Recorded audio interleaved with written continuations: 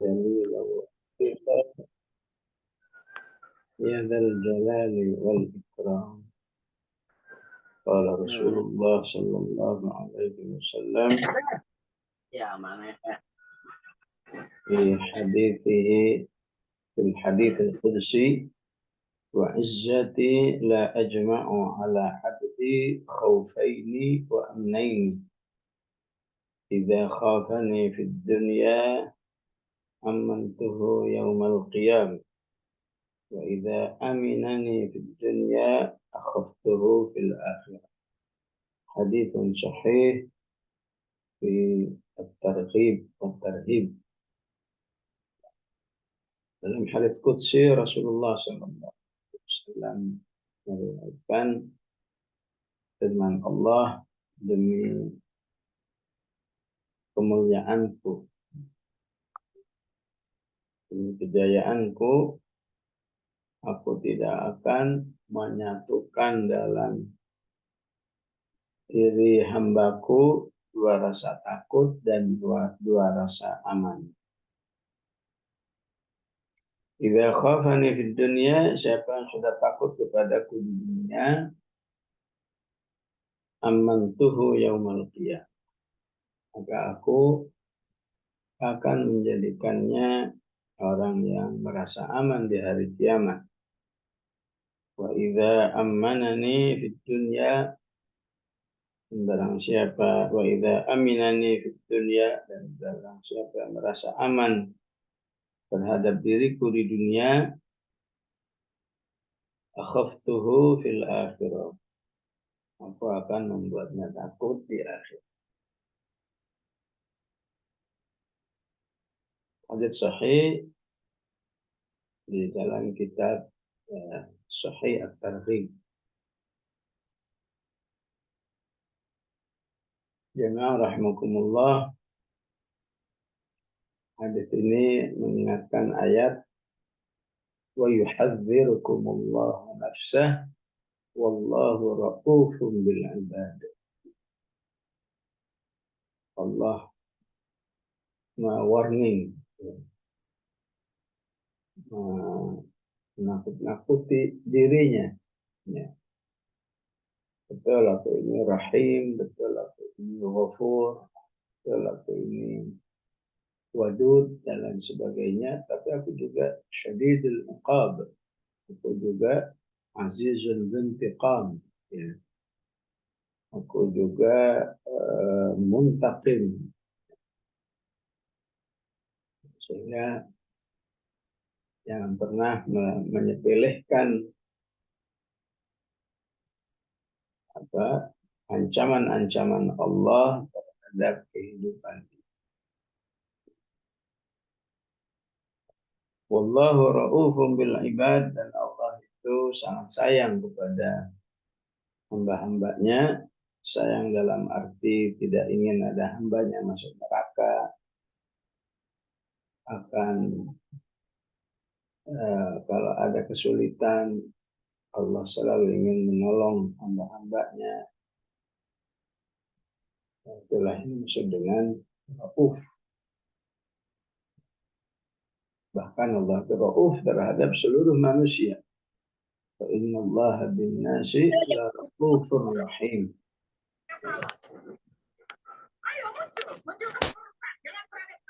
Ayat ini juga mengingatkan ayat ghafirudz dzambi wa qabilut taubi syadidil iqab. Allah memang Maha Pengampun terhadap dosa-dosa manusia, penerima taubat manusia, tapi juga keras di dalam siksaannya, syadidul iqab. Maka ayat-ayat sejenis itu seharusnya menghasilkan rasa takut dalam diri manusia, dalam diri orang beriman, bahkan nasibnya nanti di akhir. Wa amnaini, seharusnya menghasilkan merasa tidak aman, walaupun sudah beramal ini, beramal itu, namun tetap ketika dia membayangkan dirinya, dia khawatir, dia tidak pernah merasa aman. Sehingga dirinya seperti yang difirmankan di surat Al-Mu'minun, walladzina yu'tuna ma atau wa qulubuhum wajilatun annahum ila rabbihim raji'un. Orang-orang yang beriman yang sungguhnya semakin banyak beramal soleh, semakin punya rasa takut. Qulubuhum wajilah, takut saat nanti kembali kepada Allah Subhanahu wa ta'ala. Apa dampaknya jika manusia selalu takut kepada Allah, takut nasibnya di akhirat, nasibnya di kubur, merasa tidak aman? Idza khafani fid dunya amantu, jika dia merasa takut di dunia ini, merasa tidak aman, maka justru Allah akan memberikan keamanan di hari kiamat. Kenapa janji ini? Karena berarti ada keyakinan yang sangat mendalam terhadap kehidupan akhirat. Kenapa keyakinan mendalam terhadap hari akhirat? Karena yakinnya akan informasi dari Allah. Karena keyakinannya terhadap sebuah ungkapan shadaqallahu. Allah kan pasti benar. Ya.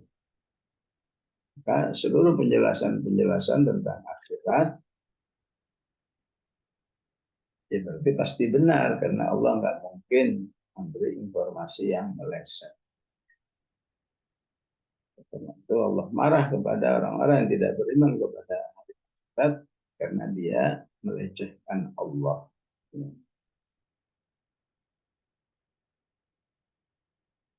Sebaliknya, idza aminani fid dunya, orang yang merasa aman-aman saja di dunia, kurang amal, tenang, numpang melakukan ini, melakukan itu, tenang saja.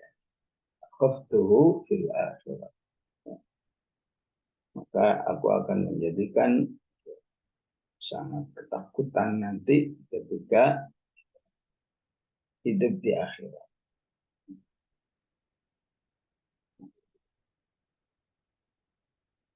Jadi bagaimana agar punya khauf di dunia ya, dan merasa tidak aman di dunia, maka kembali kepada ilmu. Bagaimana orang itu terus menambah ilmunya, terutama tentang Al-Quran yang akan menjelaskan kehidupan akhirat. Ilmu mengenal Allah, ilmu mengenal kehidupan akhirat. Kemudian beramal. Semakin banyak amal, semakin manusia itu ketakutan duluan. Ya. Takut dengan nasib dirinya, padahal istighfarnya tiap hari. Ya. Takut dengan apakah masuk surga, apakah masuk neraka, padahal sudah sholat, sudah macam-macam. Itu merupakan dampak keimanan yang baik, adanya rasa khauf wa adamul aman. Sebaliknya, yang sedikit ilmu, sedikit amal, kan kehilangan rasa takutnya kepada Allah, kehilangan rasa tidak aman terhadap dirinya, menganggap dirinya baik-baik aja.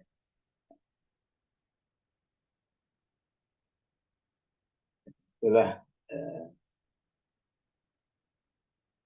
cara menuju mendapatkan keamanan di akhirat, tidak ada rasa takut lagi di akhirat. Sebagaimana ayat yang mengatakan innalladzina qalu rabbuna Allah tsumma istaqamu fala khaufun 'alaihim wala hum yahzanun.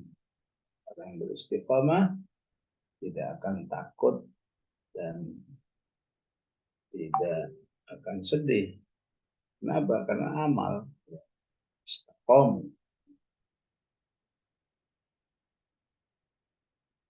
Pemahaman lain daripada ayat ini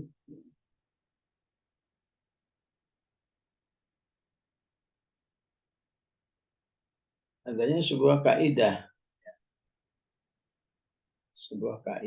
bahwa dunia disebut dengan ajilah, pakai ain.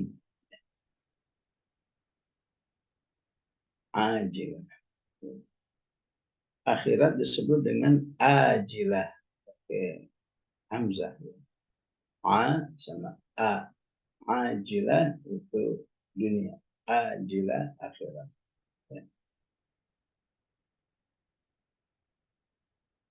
Di surat Qiyamah disebut kalla bal tuhibbunal ajilah. Tapi di sini akhiratnya pakai akhirat, wa tadharunal akhirah. Ya, Al-Isra disebut ajilah, man kana yuridul ajilah.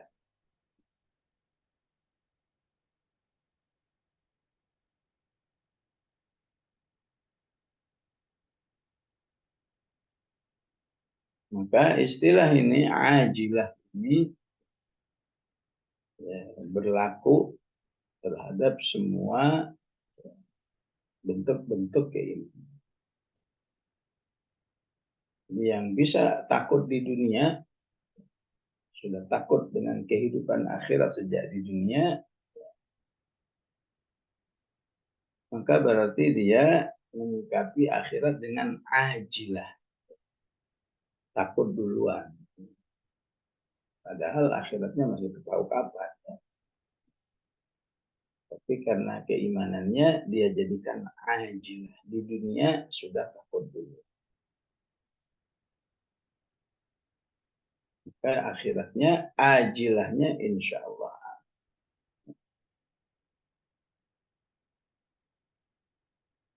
Ada lagi, siapa yang capek di dunia? Capek di dunia, capek saat di ajilah, maka ajilahnya insya Allah nggak capek. Siapa yang suka meneteskan air mata di dunia, ajilah. Maka ajilah di akhirat insya Allah tidak akan ada tangisan lagi. Semua ini ya. Siapa yang terbiasa katakan berinfak, ya. Infak bukan berarti menunjukkan kecintaan, menunjukkan tidak adanya hubud dunia, cinta dunia. Maka insya Allah akhiratnya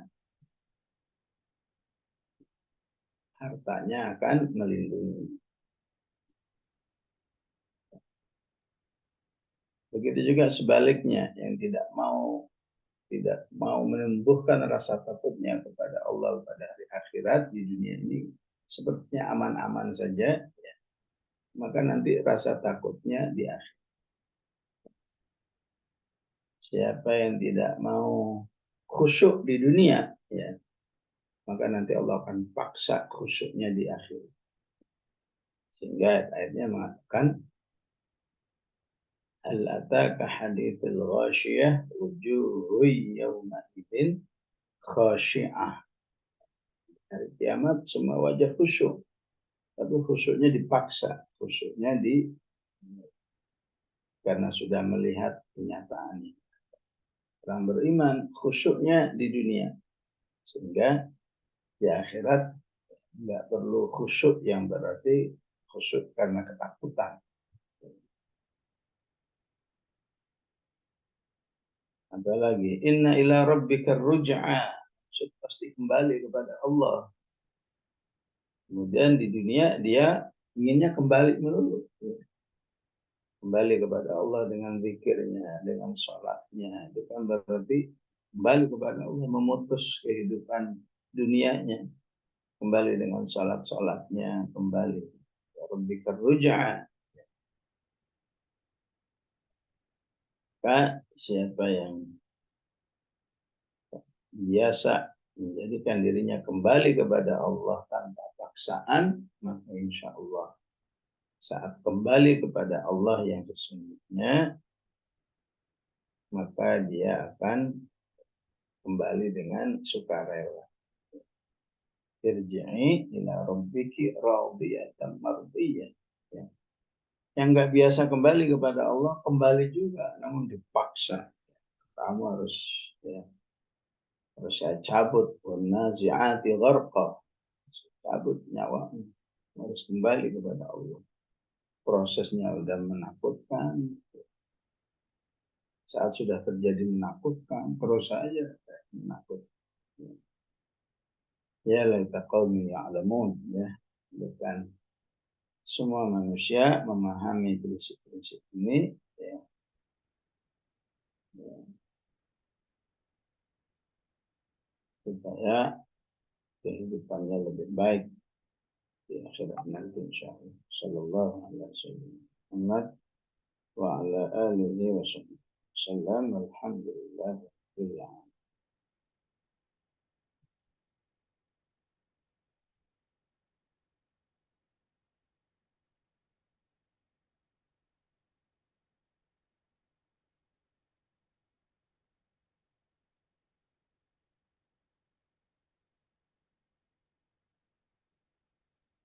أعوذ بالله من الشيطان الرجيم. بسم الله الرحمن الرحيم. Kita berada di akhir-akhir Al-An'am 161. Qul innani hadani rabbi ila siratin mustaqim dinan qiyaman millata Ibrahim hanifa wa ma kana minal musyrikin.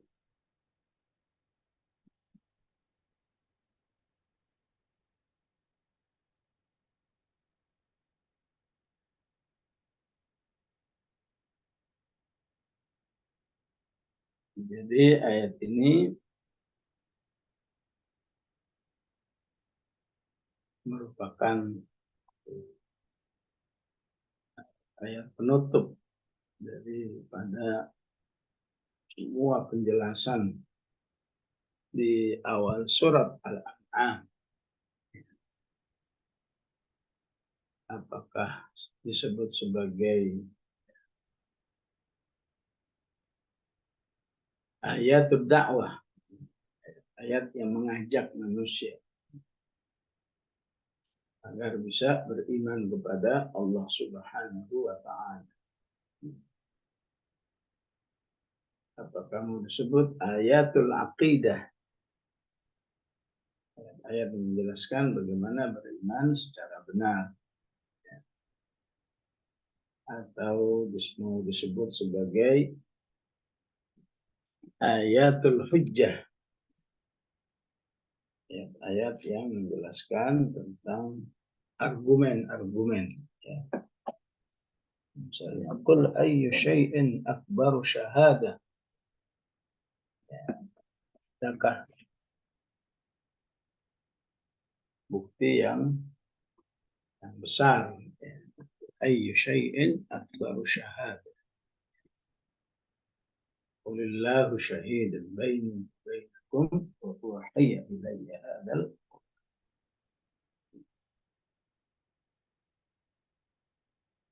Jadi ayatul dakwah, ayatul aqidah, ayatul hujjah, ya, tadi agar manusia aman kehidupannya di akhirat. Ya, walaupun tidak banyak,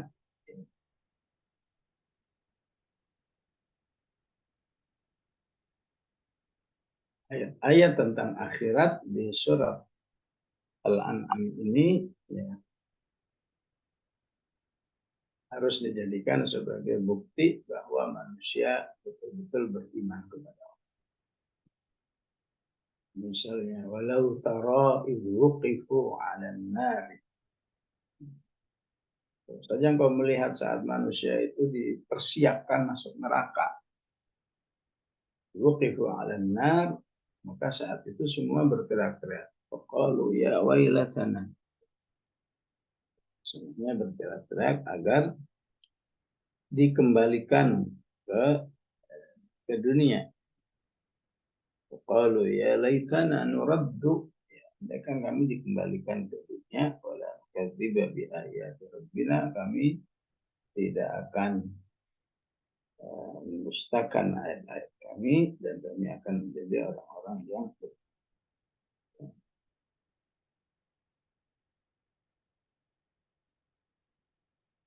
ini salah satu dampak yang harus dihadirkan ya. Hasilnya tadi khauf terhadap neraka, walaupun entah masih kapan lagi ya. Walaupun di sisi Allah tetap itu suatu hal yang sangat dekat. Ya. Apalagi jika dipahami ya, ya, belum masuk itu wuqifu, itu belum masuk, masih siap-siap masuk. Ya. Baru siap-siap masuk aja, itu adanya di ayat 27 surat Al-An'am. Baru siap-siap masuk aja udah nyesel, udah ingin balik ke dunia, sudah ingin belajar Al-Quran, tidak ingin mendustakan Al-Quran, dan ingin menjadi orang yang beriman. Nah, itulah salah satu cuplikan Al-An'am, di balik ayatul dakwah, ayatul aqidah, ayatul hujjah ya, yang Allah sebut di ayat sebelumnya, misalnya di ayat 150, qul falillahil hujjatul balighah 149 ya, bahwa Al-Quran harus dipahami sebagai hujjah yang balighah. Balighah artinya sampai. Ya, hujjah yang harus bisa menusuk ya, hati manusia ataupun akal manusia. Istilah sekarang harus bisa dirasakan sebagai argumen yang makjel, hujjatul baligh. Ya. Ya, lain juga disebut dengan hikmatum balighah. Al-Quran adalah hikmatum balighah, fama tughnin nuzur.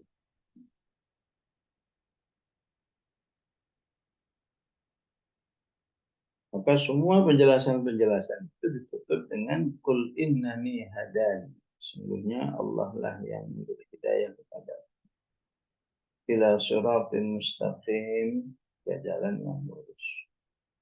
Dinan qiyaman millata Ibrahim Hanifa, yang merupakan bentuknya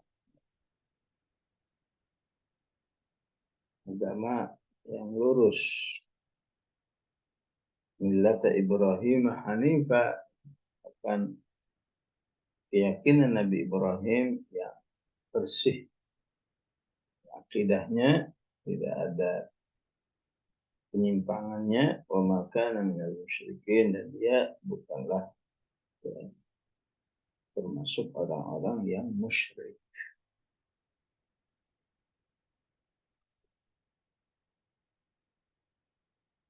Jadi ayat ini sebuah penutupan ya,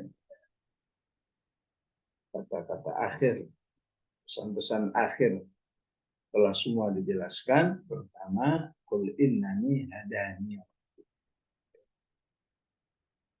Sungguhnya semua yang saya jelaskan ini adalah petunjuk dari Allah Rabbu. Mengatakan Rabbu itu untuk memberi implisit bahwa Allah itu sangat baik. Nggak terkira baiknya karena dialah yang memberi petunjuk kepada Allah. Ya. Hadani Rabbi. Ya. Ya, sebagian para ulama mengatakan siapa saja yang berada di dalam kebaikan hendaklah juga punya keyakinan yang sama. Hadani Rabbi. Ya.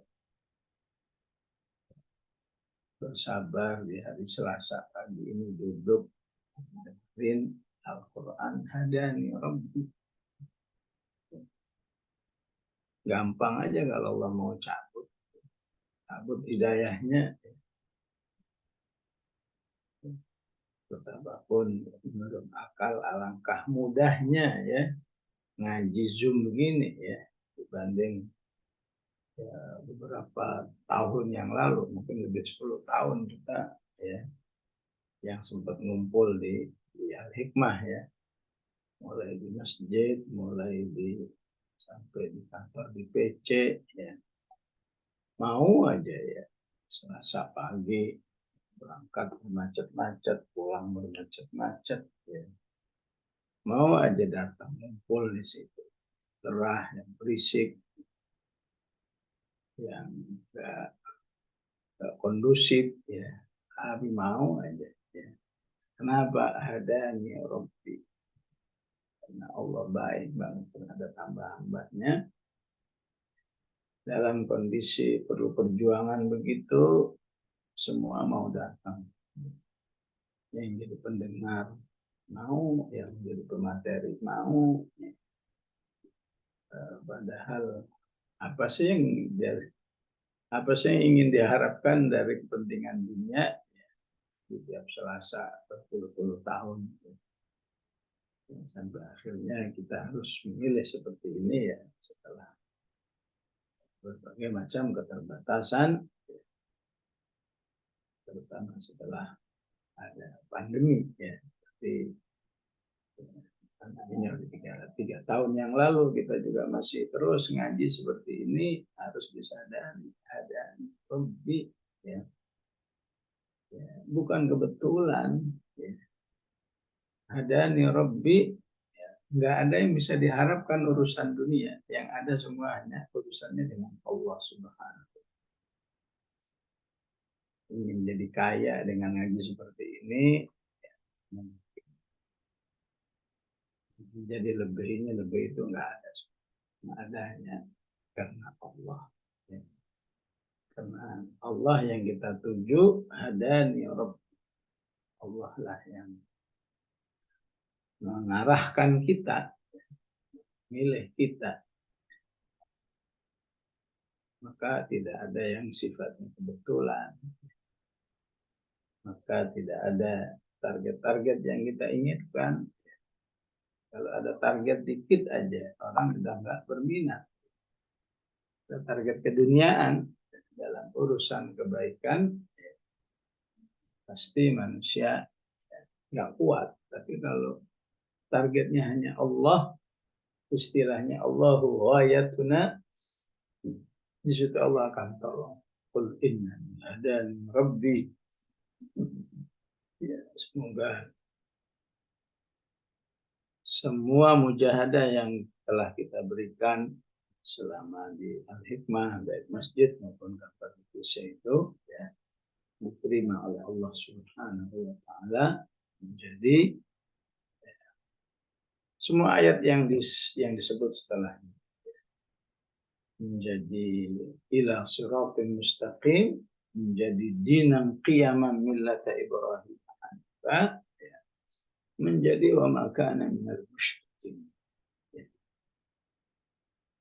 Ya, kemudian dari situ ada yang mau menghafal Al-Quran, hadani Rabbi. Ada yang mau aktif dalam dakwah beberapa tahun, ada 10 tahun, 15 tahun. Semua harus diyakini hadani Rabbi. itu campur tangan Allah, ya, telah memberi hidayah. Maka siapa yang menyadari dan meyakini ya, prinsip ini pasti nggak berhenti berdoa. Rabbana la tuzigh qulubana. Jangan ada perubahan di hati kami. Selama masih ada kekuatan, ya, tolonglah kami terus menuntut ilmu ya, sebagai cas jiwa di dalam beramal. Ya, karena itu majelis ilmu disebut sebagai majelis zikir.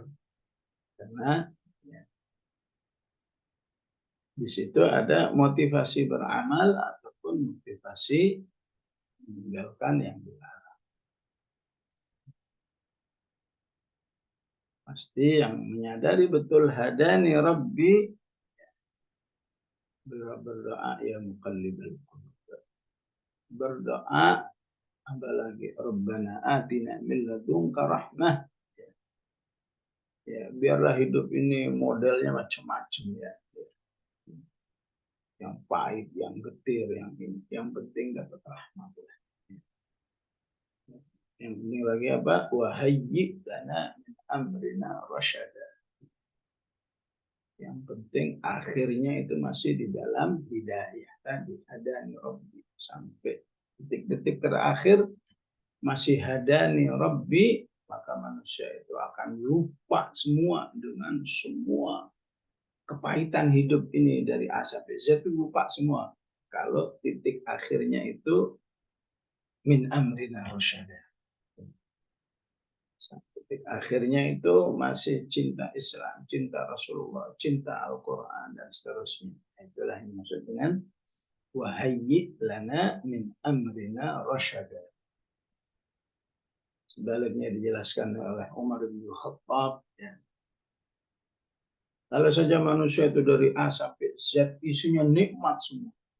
Isinya harta semua, isinya pin apa aja ada, semua ada. Tapi detik-detik terakhirnya na'udzubillah, ya, detik terakhirnya su'ul khotimah, ya, maka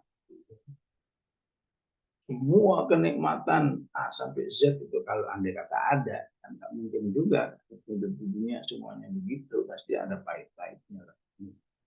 Walaupun dia seorang raja minyak di Arab sana, tetap aja ada pahit-pahit. Andai kata, ya, maka semua kenikmatan itu hilang semua, habis semua, nggak ada semua. Kaman nama seperti kata Umar bin Khattab, bagikan orang tidur. Tidur tuh mimpinya indah semua, intinya tidurnya bahagia semua. Bangun udah selesai, kayak nggak ada apa-apa. Mana duitnya? Mana yang katanya tadi ada view yang bagus? Nggak ada semua. Wahayyi lana min amrina rasyada ya Rabb.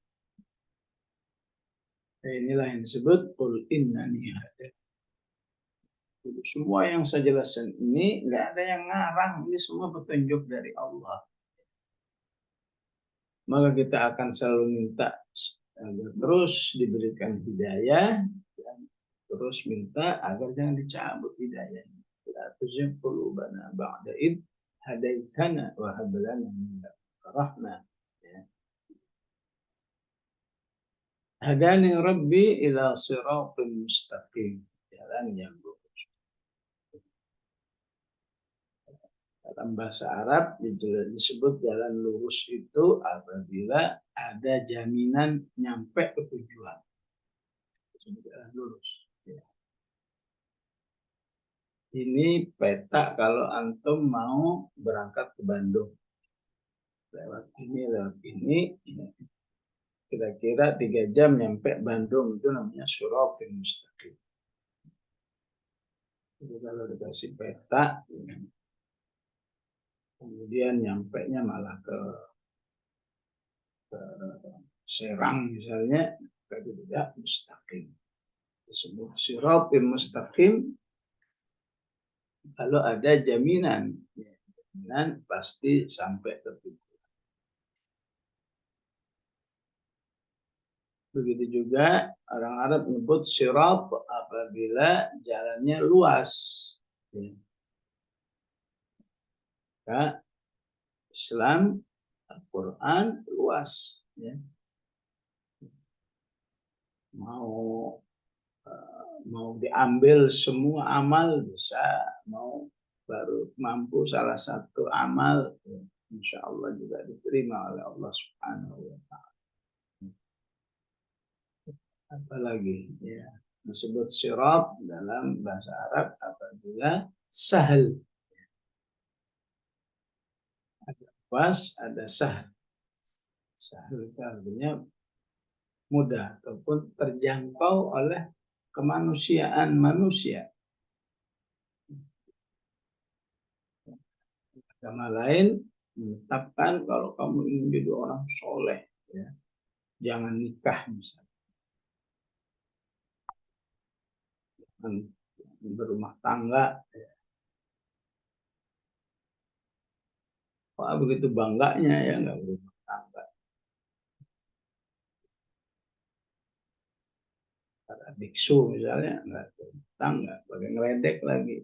Memang enak berumah tangga. Melihat rumah tangga cuma urusan dunia saja. Padahal Al-Quran menegaskan rumah tangga urusan akhirat, urusan dunia dan akhirat. Jadi ada sahal, ada terjangkau bagi manusia, tidak mengajarkan hal-hal yang tidak terjangkau oleh manusia ataupun bertentangan dengan kodrat manusia. Baru disebut dengan siratal mustaqim. Ya.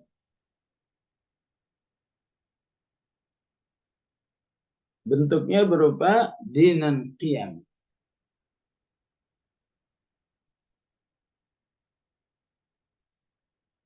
Kita sering mengartikan dinan artinya apa? Agama. Ya. Secara bahasa dinan artinya aturan. Ya. Nizaman. Ya. Seperti di surat Yusuf, maka liya akhai maka liya khuda akhahu fi dinil malik. Dinil malik artinya aturan raja. Maka Islam harus dipahami sebagai sebuah aturan. Oleh karena itu, Al-Quran tidak mau diimani secara idin. Alladzina ja'alul Qur'ana idin. Idin artinya parsial. Kalau urusan-urusan sholat, zakat, puasa, saya siap ya. Tapi kalau urusan-urusan ini ayat-ayat mengatur tentang hidup bernegara, wah jangan. Ya. Maka siapa yang bersikap seperti itu berarti tidak menganggap Quran ini dinan. Cuma qiraatan aja bacaan. Al-Quran menjelaskan bahwa seharusnya ekonomi itu bersih dari riba. Gimana mungkin akhir zaman seperti ini?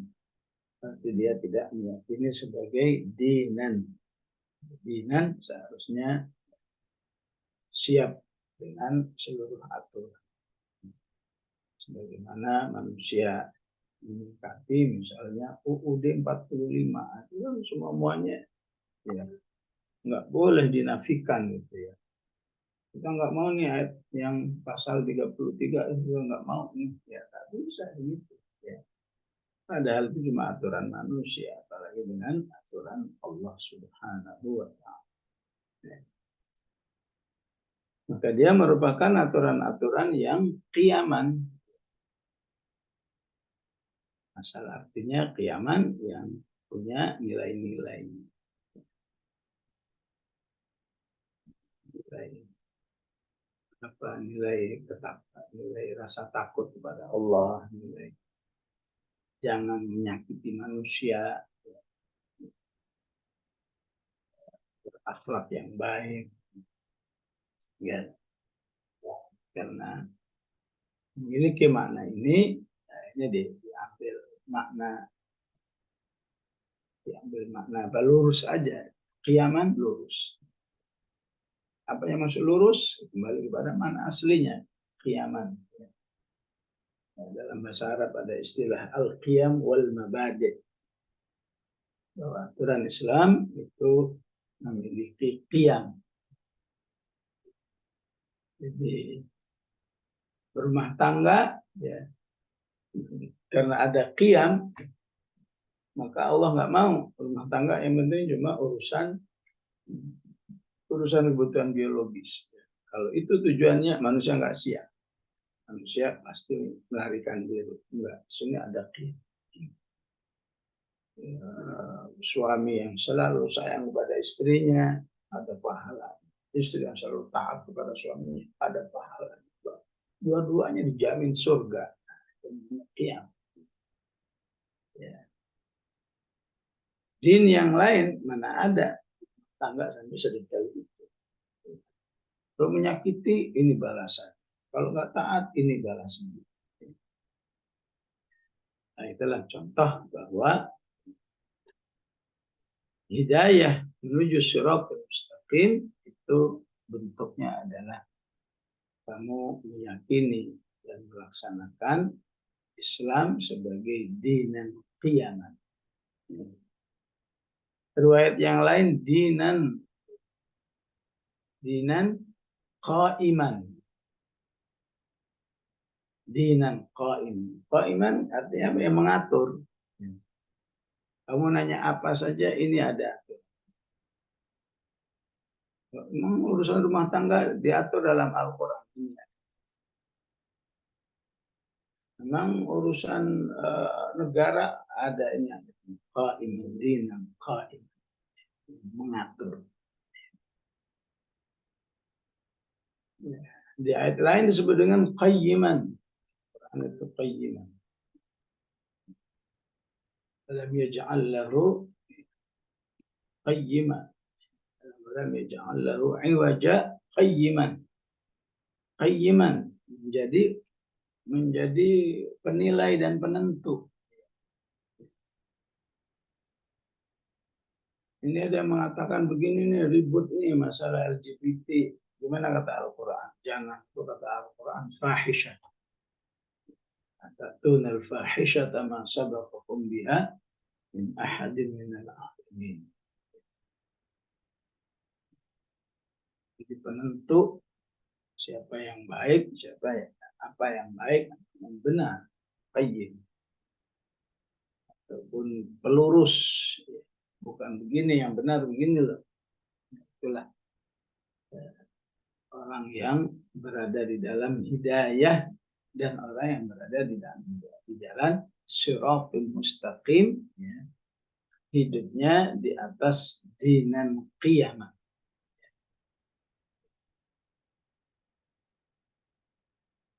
Kemudian millata Ibrahim hanifa. Dan hidup seperti itu ya, sudah dicontohkan dalam kehidupan Nabi Ibrahim, dalam agama Nabi Ibrahim yang lurus. Millata Ibrahim hanifa. Maka dipilihnya Nabi Ibrahim karena dia Abul Bashar.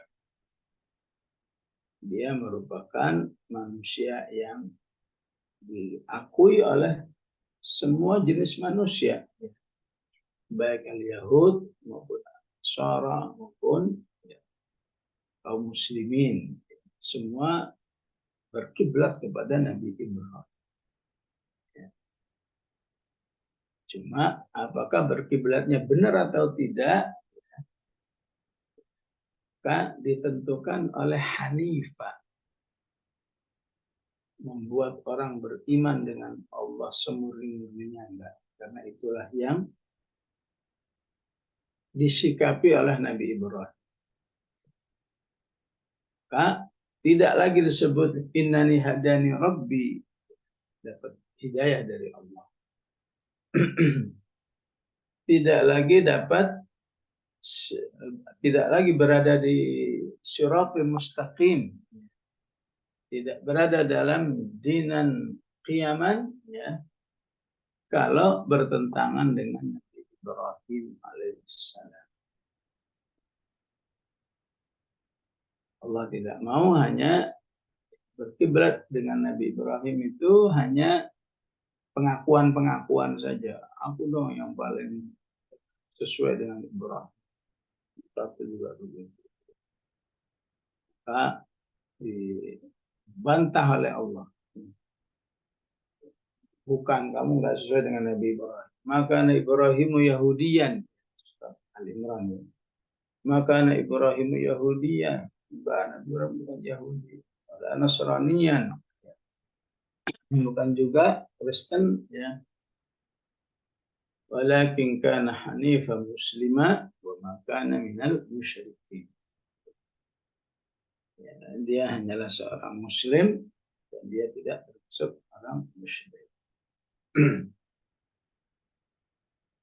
Jadi siapa yang bisa disebut pengikut Nabi Ibrahim sejati? Inna awlan nasi bi Ibrahim lalladzina taba'uhu.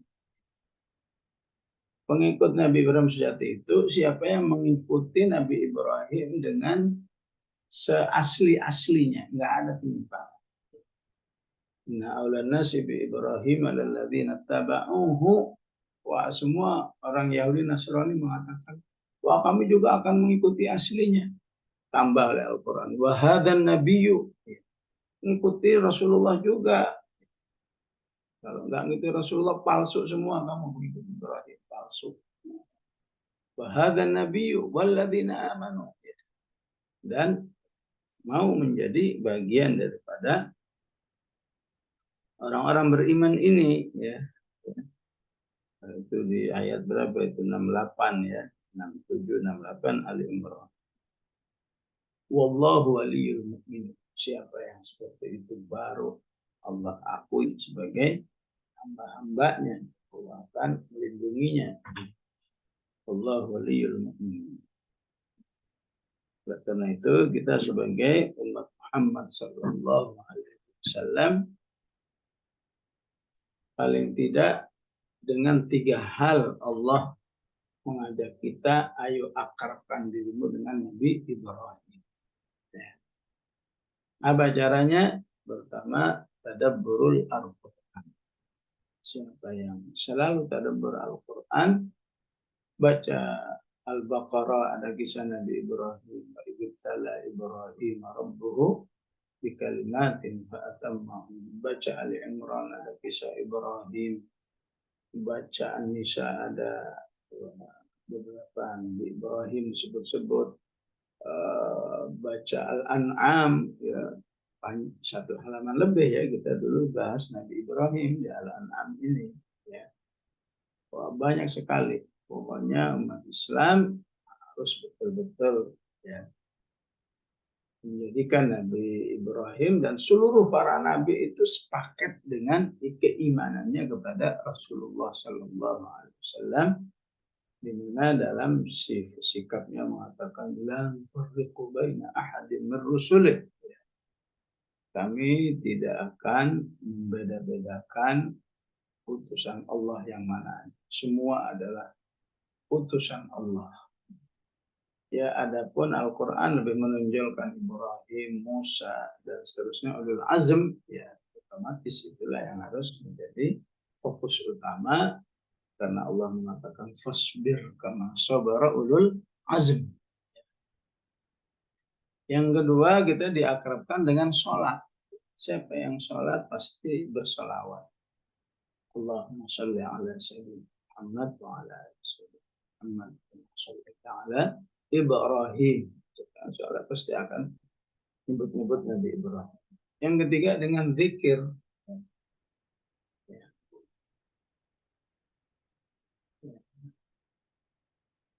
Dengan zikir yang ada, ya. Baik, asbah min kafi ni'matillah. Itu setrin zikir Subhana wa subhanallah walhamdulillah la syarika lah la ilaha illallah. Ya. Itu kita mengatakan ala millati asbahna ala fitratil Islam wa kalimatul ikhlas wa ala dini Muhammad ala millati Ibrahim hanifa dan musyrikin.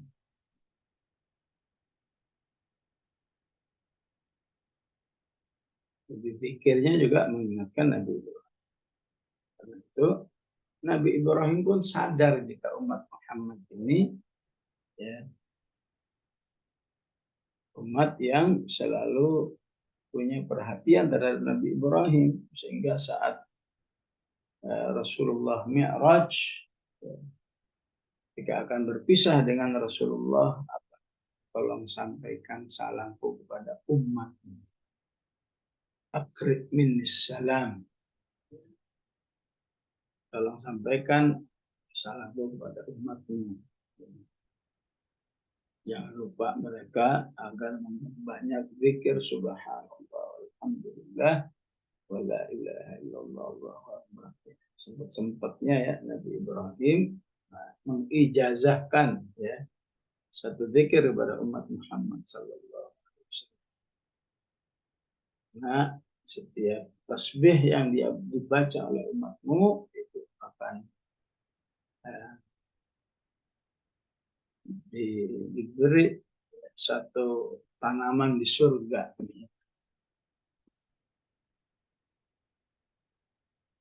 Itu menjadi satu tanaman di surga. Ibu-ibu ya, jika rumahnya banyak tanamannya kan senang tuh ya, tanaman ini, tanaman itu ya. Itu baru di dunia ya, dirawat, terus ngumpetin, nyiram dan seterusnya ya, pupuk ya. Lalu baru di dunia, gimana di akhirat? Kalau mau rumah di surganya ya, lebih rimbun ya, maka Nabi Ibrahim berpesan berbanyak baca tasbih yang bunyinya subhanallah alhamdulillah wa ma kana minal musyrikin. Ini langsung menafikan ya semua orang yang ngaku-ngaku bentuknya Nabi Ibrahim, Yahudi, Nasrani, termasuk bangsa Arab Quraisy juga ngakunya adalah ya, cucu Nabi Ibrahim lah ya, penerus Nabi Ibrahim. Maka Allah nafikan bahwa kalau masih ada unsur syiriknya berarti bukan pengikut Nabi Ibrahim yang sesungguhnya. Harus ya. Karena itu dalam zikirnya kita menyatakan kami betul-betul ingin Islam yang murni, subhana ala fitratil Islam wa kalimatil ikhlas wa ala din nabiyina Muhammad sallallahu alaihi wasallam wa ala millati abina Ibrahim hanifan muslima wa kana apalagi Rasulullah mengatakan aku melihat Nabi Ibrahim itu mirip sekali dengan diriku ya. Ya iyalah cucu-cucunya gimana nggak mirip ya. Ya. Pasti itu satu DNA. Jadi nggak mungkin bagi orang Tuhan nggak akrab dengan Nabi Ibrahim alaihissalam. Ya. Demikian ibu-ibu kaji kita pada pagi hari ini. Wassalamualaikum warahmatullahi Muhammad wa ala alihi wa sahbihi wasallam. Alhamdulillahi rabbil alamin. Beliau izin bertanya, bagaimana cara mengelola rasa khauf dan roja sehingga bisa melahirkan syaja'ah. Ya. Itu Ustaz pertanyaannya ya. Ya, khauf itu ada 3 ya. Ada khauf yang sifatnya qalbi, sebuah perasaan. Di mana dari perasaan itu salah satu ya, salah satu indikasinya adalah adanya tetesan air mata. adanya motivasi beramal, motivasi meninggalkan qalbi. Kemudian ada amali, ada yang sifatnya tindakan, ya, sholatnya semuanya. Pada akhirnya siapa yang selalu melaksanakan perintah Allah itu pasti terkandung rasa khauf. Kenapa? Karena dia punya perasaan, apa jadinya kalau diri saya nggak sholat subuh hari ini aja, kan sekali kan. Sementara sebelumnya kan saya udah ribuan kali sholat subuh. Tapi orang yang punya khauf, jangankan sekali ya dilaksanakan, nggak sempurna aja nggak berani. Khusus hari ini saya mau sholat subuh 1 rakaat, kan nggak bisa. Bahkan yang sudah melaksanakan saja masih khauf, ya Allah, tadi kurang khusyuk, ya, tadi kurang ini, kurang ini. Itu namanya amali. Ya. Maka semakin banyak amalinya, insya Allah semakin tinggi rasa khauf. Kita mau jadikan hidup ini nggak pakai tilawah-tilawahan kan bisa. Tapi apa jadinya nanti? Ya, kalau di akhirat kita dicuekin sama Quran. Padahal Quran akan mencari orang yang dulu rajin baca. Mana ini yang dulu?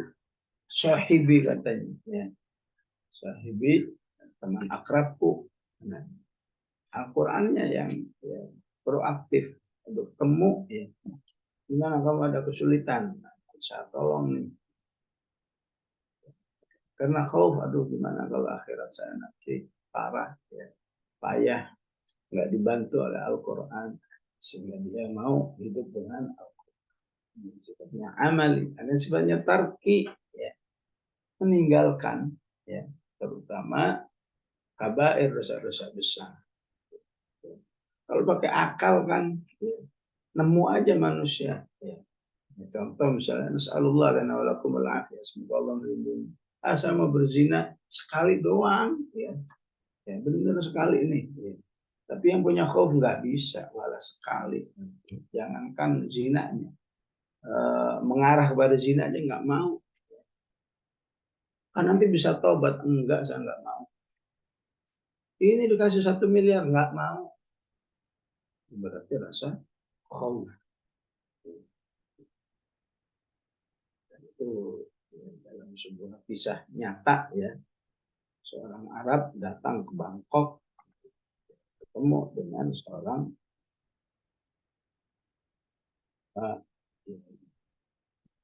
kafe gitu ya, pelayan kafe wanitanya. Seorang Arab ini bawa harta yang sangat banyak, ini saya kasih semua ini, penting kamu mau dengan saya. Enggak mau. Nah, artinya orang Arab ini justru dapat hidayah, ya. Ya Allah, saya jauh-jauh ke sini ini bermaksiat. Ini ya, pelayan kafe, ya. Sudah saya kasih mungkin nilainya bisa ratusan juta, nggak mau juga. Maka dia bertobat kepada Allah dan akhirnya menikahi wanita itu. Dari mana itu khauf? Jadi siapa yang terbiasa dengan 3 ini, insya Allah dia akan punya khauf yang memang jaminannya adalah wa amma qama rabbihi wa nahan nafsa 'anil hawa. Salah satu yang ditonjolkan oleh Allah, ya, di balik khauf itu adalah wa nahan nafsa, tidak terjerumus dalam hawa nafsu. Wa nahan nafsa 'anil hawa fa innal jannata hiyal ma'wa. Tempatnya adalah surga. Baik, silakan lanjut. Ya, Ibu-ibu silakan, masih ada yang ingin bertanya pada Ustadz? Kalau masih ada, ya. Kalau tidak Ustadz, ini Ustadz, yang saya tanyakan justru bagaimana memelihara rasa khauf itu untuk terus hadir gitu ya Ustadz. Karena mungkin bisa jadi di waktu-waktu tertentu ada saat hadir, tapi di waktu yang lain kayaknya kok biasa aja gitu Ustaz ya. Di waktu-waktu tertentu mungkin ketika kondisi-kondisi ada hal tertentu baru bisa hadir. Tapi di masa yang lain kok kayaknya menghadirkan tuh kayak biasa aja. Itu gimana Ustaz? Ya, ini sama seperti istilah al-iman yazidu wa yanqus. Ya, iman itu bertambah dan berkurang. Di saat tidak ada ataupun menipis, ya, berarti sedang yanqus. Ya. Dan itu manusiawi. Yang penting proses yazidnya terus berlangsung. Proses yazid itu yang diinginkan oleh Rasulullah Shallallahu Alaihi Wasallam dua, fardi dan jamaah. Yang sifatnya mandiri. Diri itu ya dari sholatnya, dari tilawahnya, dari zikirnya. Jamaah itu dari bermajelis, makanya pentingnya bermajelis ya. Ya, tidak bisa orang, udahlah saya kalau cuma begitunya saya bisa itu ya. Nah, misalnya ada hamba-hamba Allah yang katakan bermajelis seperti ini, mungkin bermukhayyam ya, dan lain sebagainya, itu merupakan salah satu kegiatan agar bisa tetap yazid, nambah terus. Bahkan bisa jadi fase yang posnya lebih jarang. Jadi orang nggak bisa ya mengatakan, Pak kalau soal gitu saya udah tahu, soal begitu mah itu cuma pengulangan. Ya, nggak bisa begitu, karena di dalam bermajelis itu ada keterpautan hati. Istilahnya, innaka ta'lamu anna hadhil qulubi ijtama'at. Jadi yang nggak bisa didapatkan dari pribadi itu istima'ul qulub. Ya. Istima'ul qulub dengan sesama orang beriman. Istima'ul qulub dengan pematerinya itu punya penumbuh khauf yang tidak bisa tidak ada alternatifnya ya. Tidak bisa dilakukan sendiri, dua-duanya harus dilakukan insya Allah ya. Semakin lebih banyak sesi yazidnya ya, termasuk menambah ilmu ya, menambah pemahaman terhadap Al-Quran. Insya Allah, misalnya tadi yang dikatakan oleh para ulama, qul innani hadani rabbi. Siapa saja yang berada dalam kebaikan itu bukan suatu kebetulan, itu ada campur tangan Allah.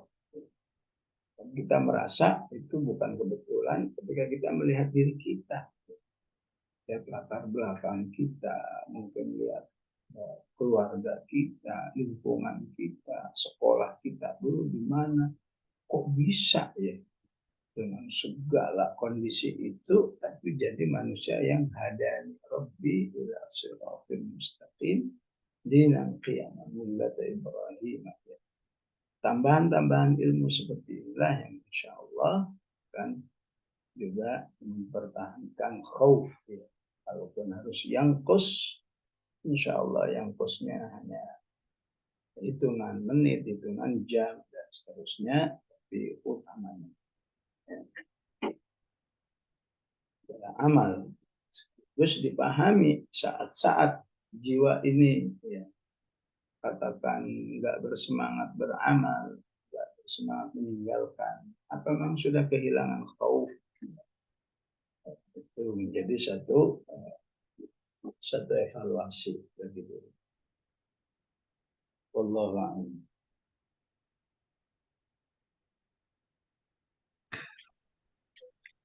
Ya, jazakumullah khairan katsiran. Sepertinya masih adakah ibu-ibu yang masih mau bertanya? Boleh nanya ya? Oh iya boleh Bu. Tadi udah dikasih kesempatan, Ustaz masih bisa ya Ustaz? Yes. Ya, silakan Bu Maya. Ya, jazakillah. Ya Ustaz, ini ya antara rojak dan khauf. Mungkin karena sering membaca ayat-ayat yang berupa ganjaran atau rahmatnya Allah, kadang-kadang rasa khauf ini jadi suka porsinya lebih sedikit gitu dari rojanya. Gimana ya Ustaz? Jadi Ya, kayak suka kepedean. ya memang suka kepedean itu salah satu tabiat manusia yang Allah tegur ini. Ya ayyuhal insanu ma gharraka bi rabbikal karim. Gimana bebasnya begitu kan, manusia. Kok kamu pede banget sih mentang-mentang Allah itu karim, baik banget. Jangan begitu. Jadi memang itu ya normalnya adalah merupakan satu proses. Ya. Berarti kamu tinggal menekuni proses-proses berikutnya. Oleh karena itu, insya Allah, siapa yang keimanannya seperti di surat Al-Mu'minun, ya, yang disebut dengan wa qulubuhum wajilah, ya, insya Allah ya, tidak termasuk orang yang magharraka bi rabbikal karim. Wa qulubuhum wajilah itu di ayat 60 surat Al-Mu'minun, ya. Sudah berusaha soleh tapi masih wajilah. Wajilah itu terlihat kepada ketawaduan. Walaupun dirinya sudah berusaha amal ini, tetap aja kalau melihat orang beriman, sepertinya kamu lebih salihah dari saya, sepertinya kamu lebih unggul dari saya. Itu sudah salah satu kau bukan beramal, tapi bawaannya melihat orang lain semua kurang yang sempurna. Wajilah itu adanya perasaan diterima apa enggak ya. Kalau enggak diterima, ya. Tapi bukan juga dalam bentuk pesimis ya. Nah, sebuah perasaan ya, sebuah perasaan takut yang akan membuat puasa. Kalau itu saya harus beramal lagi. Itu wajilah. Wajilah itu berarti membuat lebih sensitif terhadap ancaman-ancaman Allah. Karena itu salah satu kalimatnya mengatakan yaitu nama atau istilahnya apa? Beramal, menampilkan amal-amal. Artinya mungkin ada proses keharusan menambah atau meningkatkan amal-amalnya agar kemudian tumbuh sebuah keimanan yang seimbang antara khauf. Kemudian menambah ilmu tentang ayat-ayat yang sifatnya wa'id, ya, yang sifatnya ancaman, yang sifatnya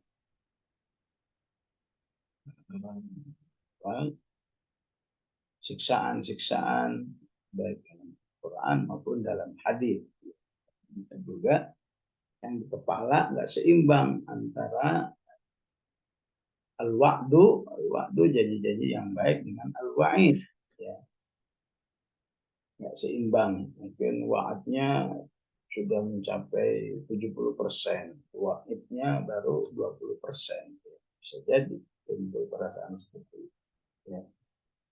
Harus lebih banyak lagi membaca, memahami ayat-ayat yang sifatnya wa'id, istilah tarhib, ya.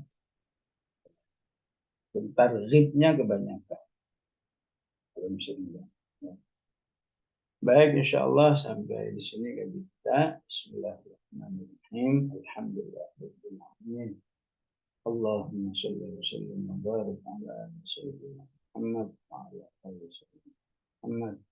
ربنا لا تزغ قلوبنا بعد إذ Amin. هديتنا وهب لنا من لدنك رحمة Amin. إنك أنت الوهاب. Amin. ربنا آتنا من لدنك رحمة وهيئ Amin. لنا من أمرنا رشدا يا مقلب القلوب ثبت Amin. قلوبنا على دينك وعلى Amin. طاعتك وعلى التعامل مع كتابك يا آمين أرحم الراحمين يا ذا الجلال والإكرام. ربنا هب لنا من أزواجنا وذرياتنا قرة أعين واجعلنا للمتقين إماما. صلى الله على سيدنا محمد وعلى آله وصحبه وسلم والحمد لله رب العالمين. السلام عليكم ورحمة الله. Waalaikumsalam Waalaikumsalam warahmatullahi wabarakatuh. wabarakatuh. Jazakallah khair, Ustaz. Jazakumullah khairan kasiran Ustaz atas paparan ilmunya. Ya, tafadhol Ustaz, monggo. Ya Ibu-ibu, alhamdulillah kita sudah menyelesaikan kajian kita pagi hari ini. Luar biasa apa yang disampaikan oleh Ustaz ya, menjadi bekalan untuk kita. Semoga Allah mudahkan kita untuk menjadi orang yang senantiasa khauf ya dan khasyah kepada Allah Subhanahu wa taala di setiap kondisi dan keadaan insyaallah. Mari kita tutup kajian kita dengan membaca alhamdulillah. Alhamdulillahirabbil alamin. Astagfirullahaladzim, astagfirullahaladzim, astagfirullahaladzim. Subhanaka Allahumma wa bihamdika asyhadu an la ilaha illa anta astaghfiruka wa atubu ilaik. Sebagai MC, saya mohon dibukakan pintu maaf yang atas kesalahan dan kekurangan. Assalamualaikum warahmatullahi wabarakatuh. Jazakumullah khair.